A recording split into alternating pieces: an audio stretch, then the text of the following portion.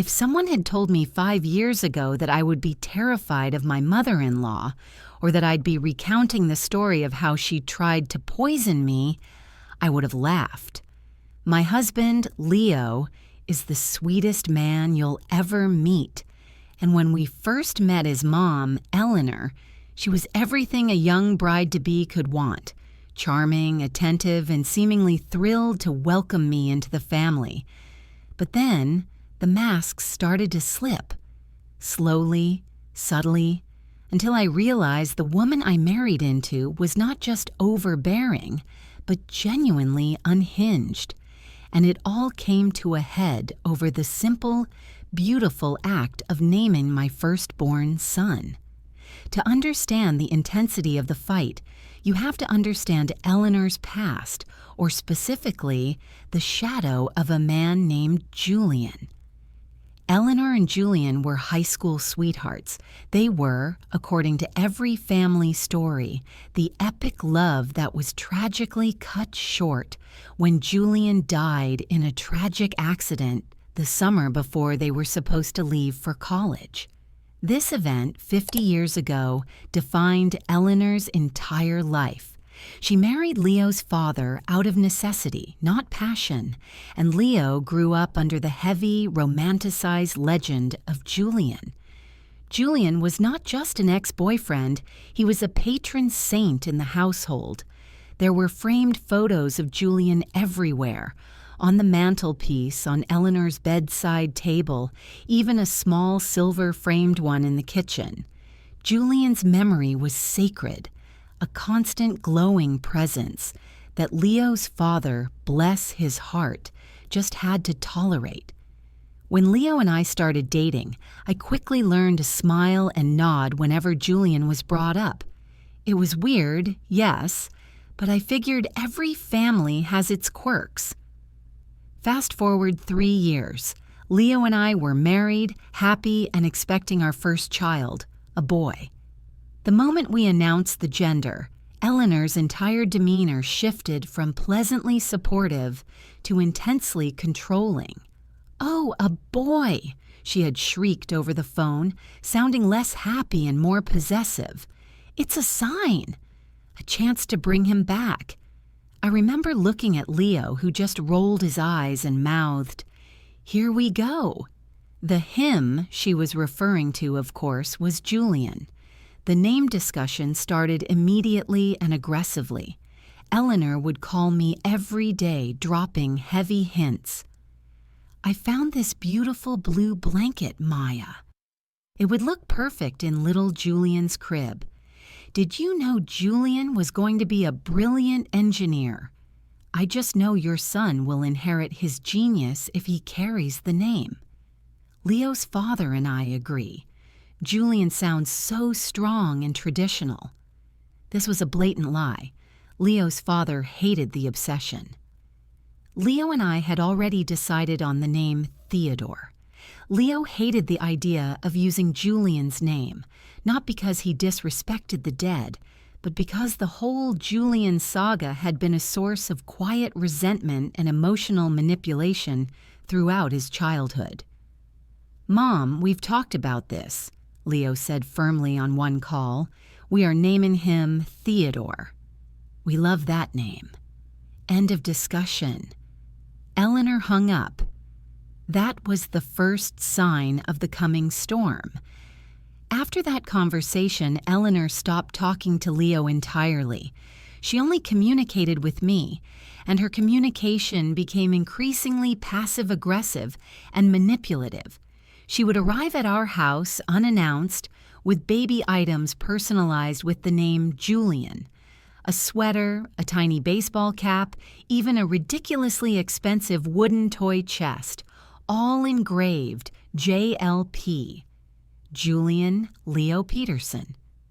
I kept trying to be the polite daughter-in-law. I'd thank her, explain that we'd already chosen Theodore, and try to return the items. "Oh, keep them, dear," she'd sigh dramatically, clutching her chest. "They're vintage. Besides, you'll change your mind when you hold him. You'll see Julian's soul looking out of his eyes."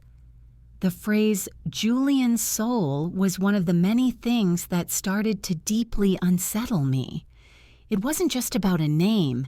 It felt like she wanted to impose an identity, to resurrect her lost love through my child.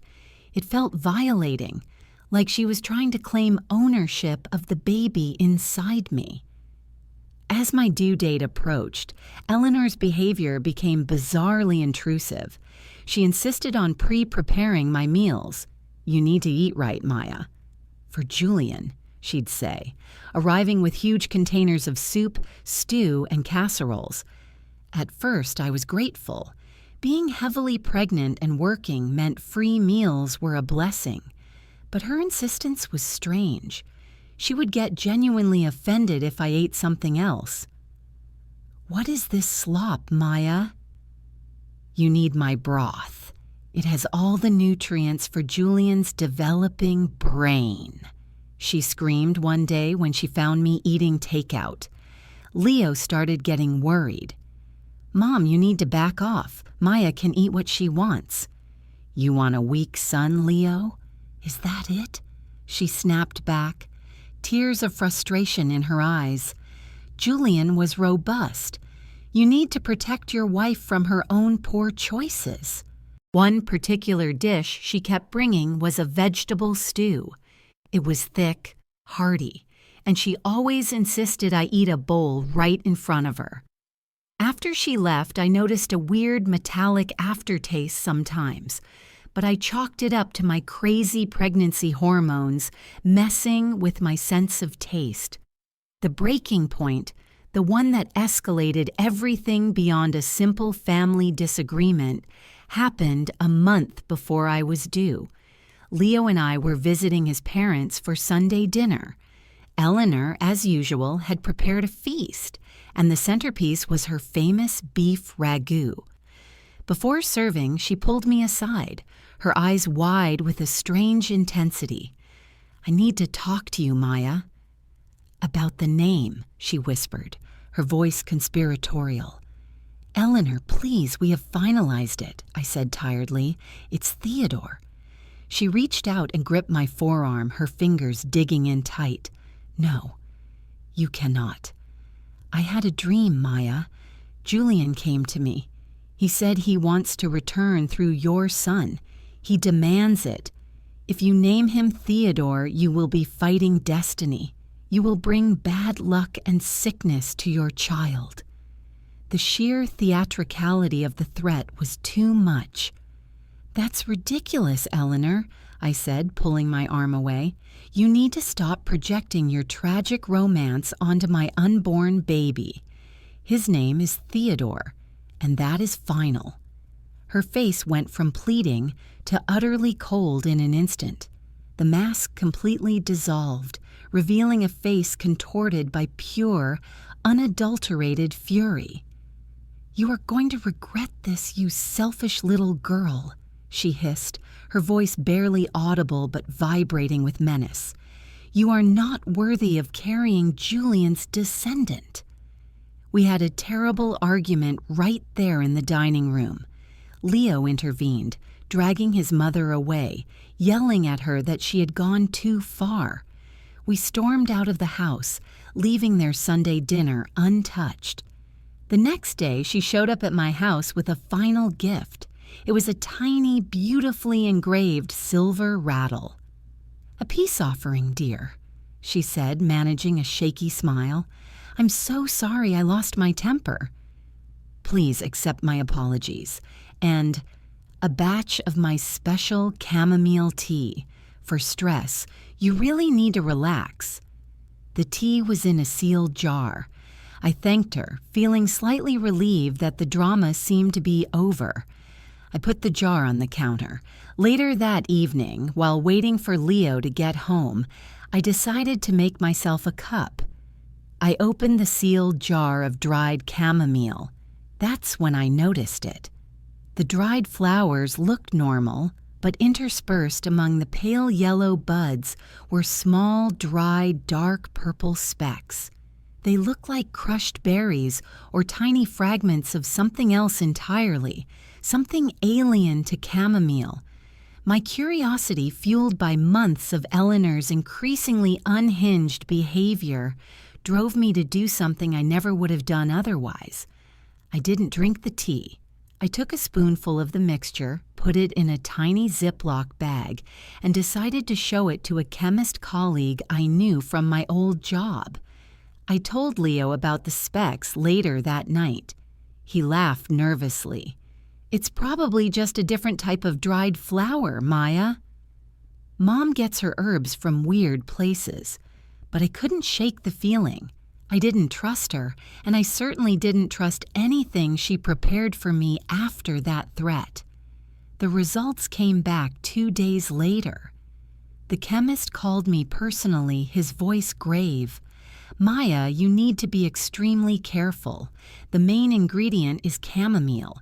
Yes, but those dark fragments, they tested positive for a potent concentration of digitalis purpurea, foxglove, specifically the leaves and seeds, which contain digitoxin." My blood ran cold, matching the icy dread in my stomach. Digitoxin. I remembered the name from a toxicology lecture in college. "Isn't that highly toxic?" I whispered. "It's a cardiac glycoside," he confirmed. "In small, persistent doses, it can cause severe nausea, blurred vision, and cardiac arrhythmia.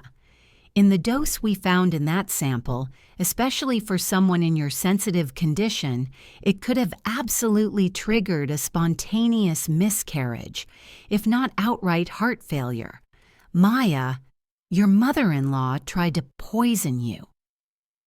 When my chemist friend David delivered the news, the world tilted.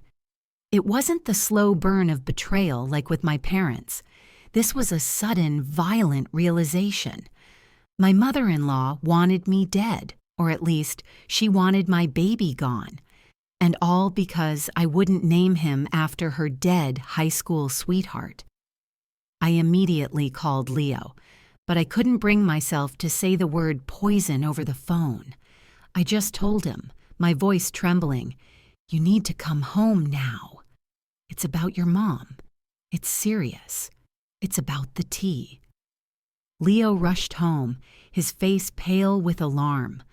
When I showed him David's official report, the one detailing the presence of lethal levels of digitalis purpurea, he initially went into complete denial. "No, Maya. This is insane. This has to be a mistake. Mom is crazy, manipulative. Yes, but she would never... She's not a murderer," he stammered, running a hand through his hair. "Leo, she threatened to bring sickness to our child if I didn't comply," I reminded him, my voice shaking with cold fury. "She was feeding me medicated homemade stews for months. And now, she brought me a peace offering that could stop my heart or cause a miscarriage. She was escalating. This isn't a mistake. It's intent." The fear for our unborn son, Theodore, finally broke through his denial. Leo stared at the report, his eyes filling with horror. His mother, the woman who raised him, had just committed an act of attempted murder against his wife and child. The weight of that reality was crushing him. "We need to go to the police," I stated, pulling him back to reality. "This is a felony, Leo." "She can't get away with this." Leo hesitated. "The police? Maya, my mom? This will destroy the family. Can we just confront her first? Get her to admit it. Maybe get a confession. If we go to the police now, she'll lawyer up and deny everything. We have to be smart." I knew he was protecting his mother to some extent, but I also understood his fear of throwing his own parent in jail. We needed ironclad proof of her intent, not just a toxicology report on a tea mix she could claim was accidental contamination. We decided on a strategy: gather more evidence. The first thing we did was scour our pantry. We had the tea jar, but what about the constant meals she had forced on me? The infamous vegetable stew. We found a small container of frozen stew left in the back of the freezer. We immediately bagged it and rushed it back to David for testing. While waiting for the second results, we had to pretend everything was normal. Leo spoke to his father, keeping the conversation light, just to check on Eleanor's current state of mind. She was, according to Leo's father, terribly stressed about the impending birth and deeply hurt by our sudden lack of communication. The second toxicology report came back the next day. The results confirmed my worst fear. Traces of digitalis purpurea were present in the frozen vegetable stew as well. The concentration was lower than in the tea, suggesting a long-term, low-dose exposure intended to cause chronic illness or weaken my body over time. The tea was the desperate final blow. She wasn't just trying to kill me on one day, I whispered to Leo, clutching my belly protectively. She was slowly poisoning me for months. That metallic taste, those episodes of extreme fatigue I had, it wasn't just pregnancy. The evidence was now undeniable. We had the tea, the attempted fatal dose, and the stew, the chronic dose. It was time to confront her. We planned the confrontation for their house, ensuring Leo's father, who was completely unaware of the poison and the Julian obsession, would be there. We needed a witness, an anchor to reality. The atmosphere when we arrived was sickeningly cheerful. Eleanor, beaming, rushed to hug me. I flinched away, and the sight of my refusal wiped the smile off her face. "Maya, what is wrong?" "I told you I apologized for losing my temper," she said, her voice dripping with artificial sweetness. "It's not your temper we're here about, Mom," Leo said, his voice flat and hard. He placed the Ziploc bag containing the tea mixture and the 2 toxicology reports, clipped neatly together, on their glass coffee table. Leo's father, sitting in his armchair, squinted at the papers. "What is this, a prank, Leo?" "What's foxglove?" "It's not a prank, Dad," Leo continued, his eyes fixed on his mother. "It's the ingredient Mom used to try and poison Maya." The air instantly froze. Leo's father shot upright, his face a mixture of confusion and absolute dread. Eleanor, however, remained unnervingly still. She didn't look shocked. She looked caught. "Poison? Leo, what kind of sick accusation is this?" Eleanor finally asked, her voice calm, almost bored. Leo pushed the reports across the table toward her. "The tea you gave Maya for stress. It's highly toxic. And the stew, the one you insisted she eat all the time, it had a steady dose of the same toxins. David, the chemist, confirmed it. He said the dose in the tea could cause cardiac arrest." Leo's father snatched the papers and started reading, his hands visibly shaking. "Eleanor, is this true? Foxglove? What in God's name is this?" Eleanor ignored her husband completely. Her focus was entirely on me, and her eyes held a cold, terrifying glint of self-righteousness. "It was just to make her understand," she finally hissed, leaning forward. "She was being selfish, Mark. She was denying Julian his rightful return. She wanted to name my grandson Theodore, a common, boring name. Julian's soul needed a clean vessel, and that girl was refusing to listen to destiny. Her confession wasn't just a breakdown. It was a defiant, furious justification. She genuinely believed her actions were righteous, necessary to serve the memory of her long-dead lover." Leo's father stared at her, his face pale and sickened. "You tried to hurt your daughter-in-law and your own grandchild for a man who died 50 years ago. You're insane, Eleanor." "I am not insane," she shrieked, finally losing her composure. She jumped to her feet, pointing a trembling finger at me. She brought this on herself. She thinks she can waltz in here and discard everything I hold sacred. I created Leo. I raised him with Julian's values. And she tried to erase Julian's last chance. I spoke then, my voice quiet, cutting through her hysteria. You didn't just try to erase Julian, Eleanor. You tried to erase me. You tried to murder me and my son, and your obsession with a dead man nearly made you a killer. Leo put his hand on my back, pulling me slightly behind him. We gave you a chance to confess privately, Mom. You just confirmed it in front of Dad. This is over. We're going to the police. Eleanor's panic suddenly returned. No! Leo, please, I'm your mother. Think of your father. Think of the scandal. I'll never mention Julian again, I promise. I'll pay for an abortion, if that's what it takes to stop this. The word abortion shattered Leo's last vestige of sympathy. He looked at his mother with utter disgust. You are vile, Leo said, his voice laced with pure hatred. You are not my mother.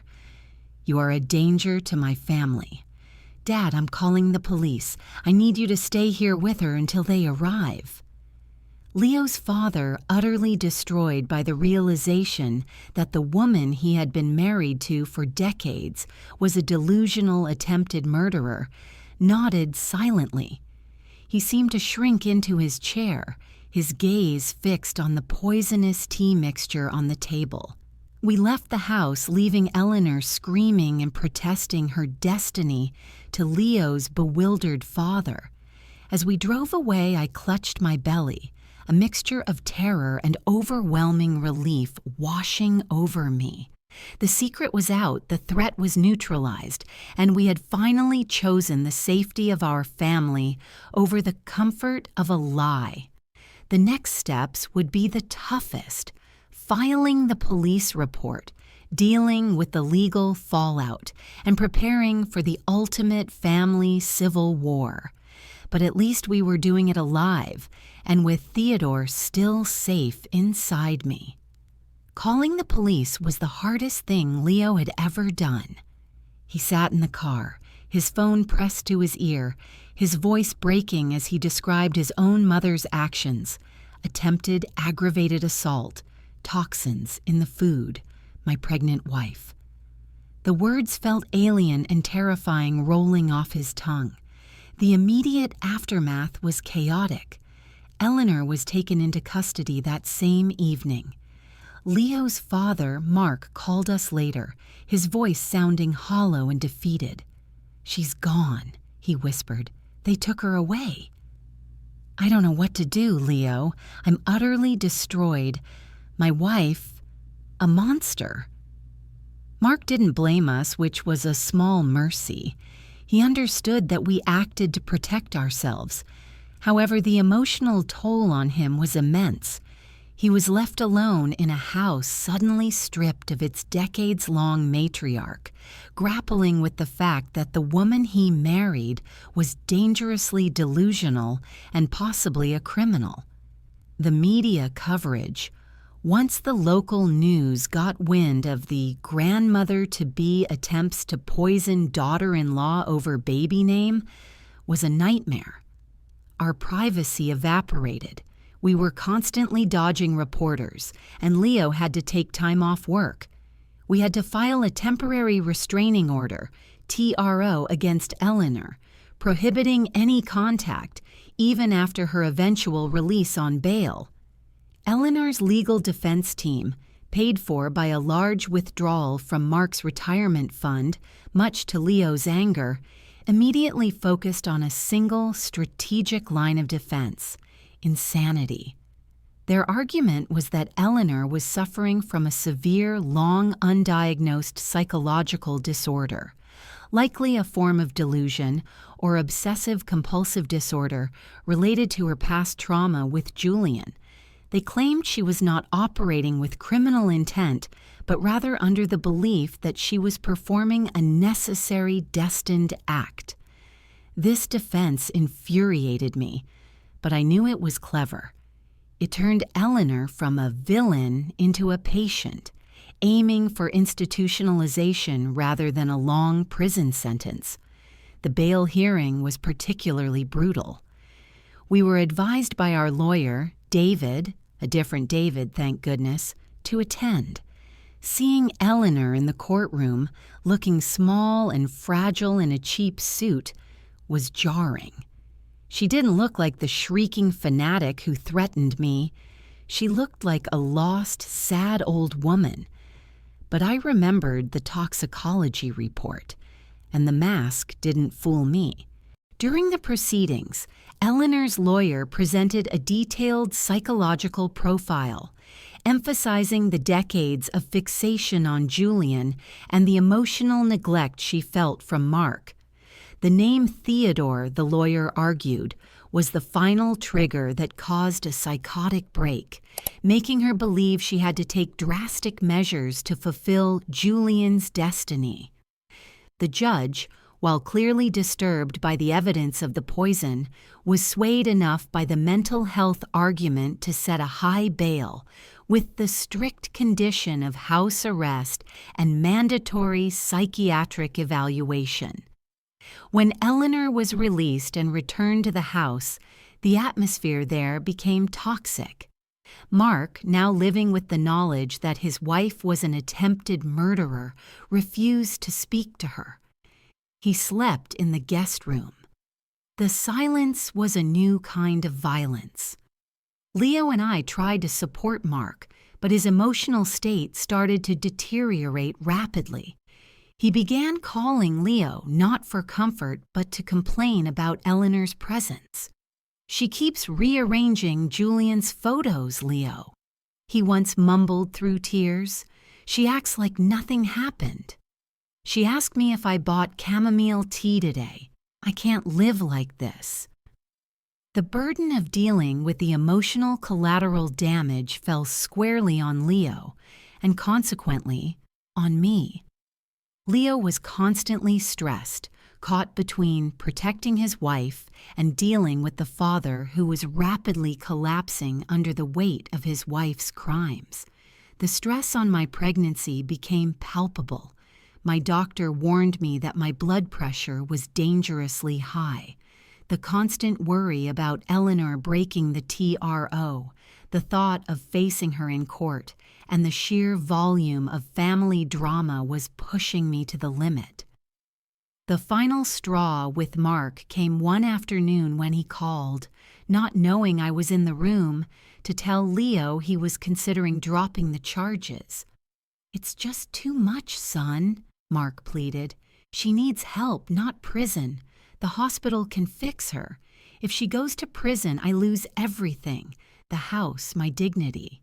If we drop the charges, she goes to treatment and maybe we can pick up the pieces." Leo exploded.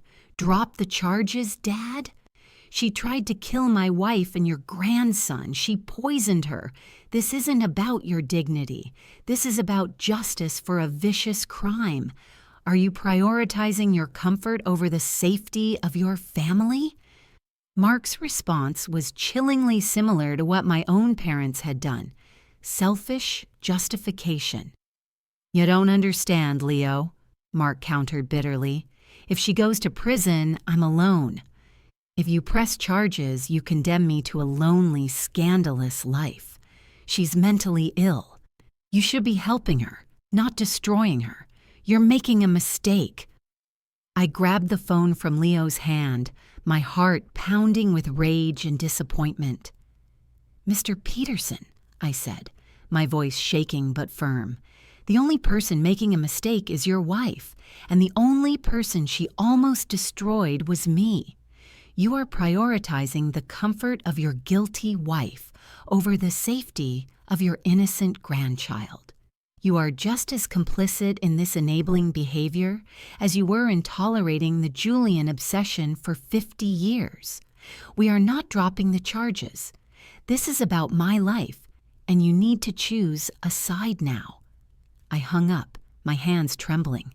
Leo took me in his arms, his own eyes blazing with fury.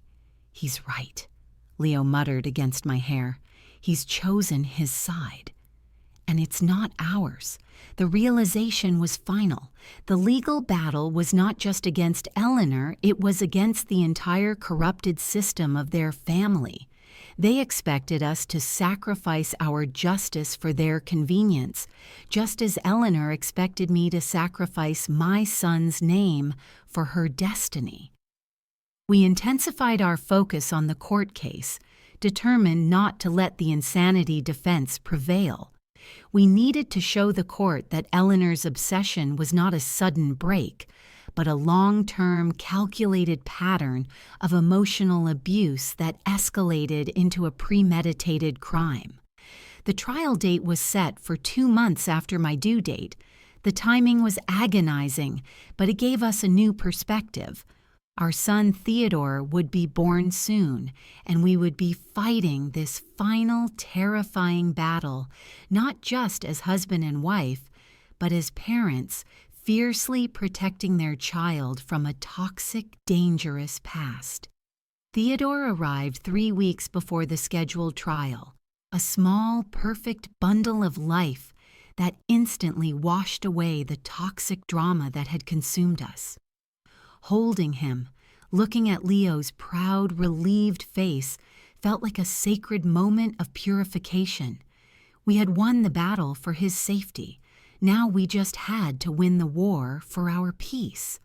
We named him Theodore Julian Peterson, not because of Eleanor's obsession, but because we decided to reclaim the name Julian as a middle name, stripping it of its dark, possessive power. We would teach Theodore about his grandfather's tragedy, but it would be our story, not Eleanor's destructive fantasy. This small act of defiance gave us the strength we needed for the trial. The trial began 2 months later.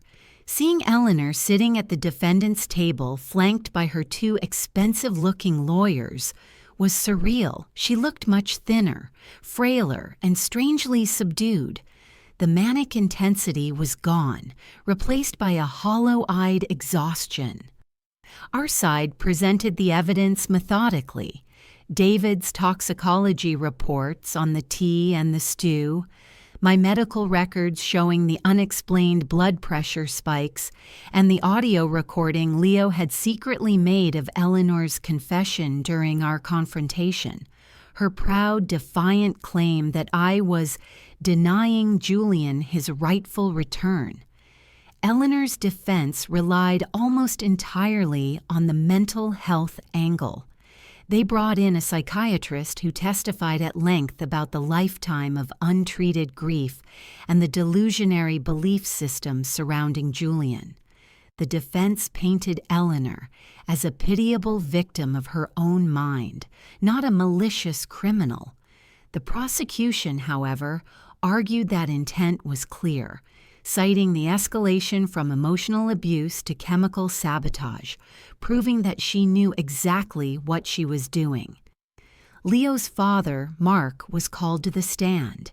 He was a broken man. He testified about Eleanor's decades-long obsession, but he repeatedly tried to pivot the focus back to her mental illness, urging the jury to show mercy. His testimony was a confused, heart-wrenching plea for his own family's survival, and it hurt our case more than it helped the defense. When it came time for Eleanor to take the stand, the entire courtroom held its breath. She was poised, quiet, and her voice, usually sharp, was soft and tremulous. Her lawyer gently led her through the Julian narrative, the high school romance, the tragic death, the subsequent depression. Eleanor recounted the story with genuine tears, successfully pulling at the jury's heartstrings. Then her lawyer asked the critical question, "Eleanor, did you intend to murder your daughter-in-law, Maya?" She paused for a long, agonizing moment. Her eyes drifted across the courtroom, landing on me. I was sitting straight, Theodore's tiny hand grasping my finger beneath the table. "No," she whispered, her voice cracking. "No, I never wanted to kill her. I just wanted to stop her from making the mistake. I wanted to stop her from closing the door on Julian. I was desperate. I felt like I was saving the only piece of love I ever had left. It was a masterclass in controlled sympathy." She admitted to the actions but denied the intent to murder, reinforcing the mental health defense. But then the cross-examination began, led by our relentless prosecutor. "Mrs. Peterson," the prosecutor began, "you didn't just give Mrs. Peterson a bad luck charm. You gave her digitoxin. You knew what foxglove was, didn't you? You grew it in your garden. You researched it, didn't you, to know the dosage that causes severe arrhythmia in a pregnant woman?" Eleanor hesitated. Her composure finally began to crack. I read about the herbs," she stammered. "I only wanted her to feel a little sick, to scare her into changing the name. I didn't want the baby to be born under a bad star." "But you continued to add it to her food, didn't you?" "Over several months, in the stew, in the tea." "That is not fear, Mrs. Peterson. That is calculated poisoning. And you did it because your husband left you emotionally decades ago, and Julian was the only man who ever made you feel worthy." The prosecutor's words, sharp and direct, hit their mark. Eleanor didn't respond immediately. She just stared at the table, then slowly looked up, her gaze locking onto Mark's broken figure across the room, and then back to the prosecutor. "It wasn't just Julian," Eleanor suddenly blurted out, her voice loud and raw, completely abandoning the script. She turned towards the jury, tears streaming down her face, and her true confession poured out. "It was the debt," she choked out, "the debt Mark's family had." Julian's family was rich. Julian's family would have helped Mark's family stay afloat. When Julian died, that money was gone. Mark's parents, they never forgave me for losing that connection. Mark's father always blamed me. He said I ruined the family's financial name. The entire courtroom erupted in hushed whispers. This was a new, staggering detail. "I told myself," Eleanor continued, sobbing openly, "that if I could just bring Julian back, if the baby was Julian, his ghost would somehow bring the family wealth back. The money, the respect. I didn't just want a name. I wanted a financial savior. I wanted my own parents-in-law to finally stop judging me." She wasn't just fixated on a dead lover. She was fixated on a lost financial opportunity that had ruined her standing in the Peterson family decades ago. The name Julian wasn't just about romance. It was about status and money. It was a financial redemption fantasy. The defense attorney immediately tried to intervene, but the damage was done. Eleanor had laid bare the core of her delusion, a desperate need to reclaim a lifetime of perceived failure and shame by resurrecting a lost benefactor.